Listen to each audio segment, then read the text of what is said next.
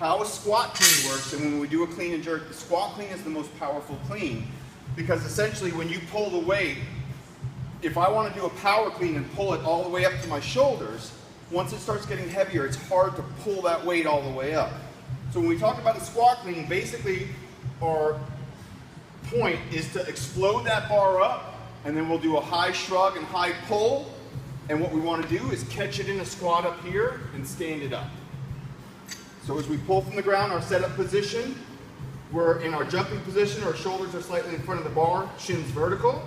As we cross those knees, we open the hips, pull and shrug and jump, and then catch it in a squat, elbows high, and stand it up. Does that make sense? The jerk is essentially going from the shoulder to overhead. There's two different ways to do the jerk. One is what we call a push jerk, which we are going to dip and drive, and as that bar is in elevation, we want to drop under it and then stand it up. The reason we do that is we use our big leg muscles to do the work. So when we dip, we go down 6 to 8 inches. We don't cant forward or pull that weight down. 6 to 8 inches down, and as we drive it up and open those hips, that bar is going to float, and we drop under it and stand it up. The other one is a split jerk, where we take it the same dip and drive, but as we explode up, we end up in a split position. And whatever strong foot goes forward about a foot, and you stack that knee over the heel, and the back one is on the ball of your foot. And then we stand it up again. So all together, we're going to pull, squat, and stand that weight up, reset the grip, and we're going to dip and drive. A good way to practice that split is if you rest the bar on your head and just try and drop under it and stand it up without any dip. Cool? Questions? Catch it.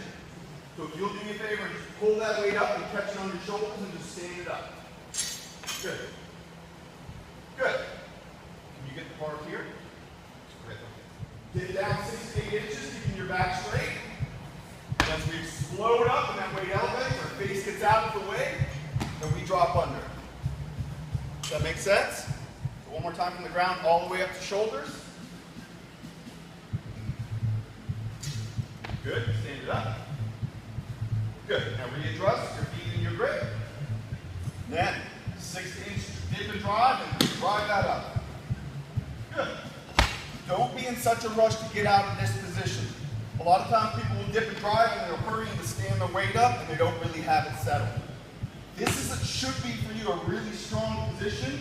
Make sure that you have that weight settled before you start moving. And it's front foot, back foot, both feet.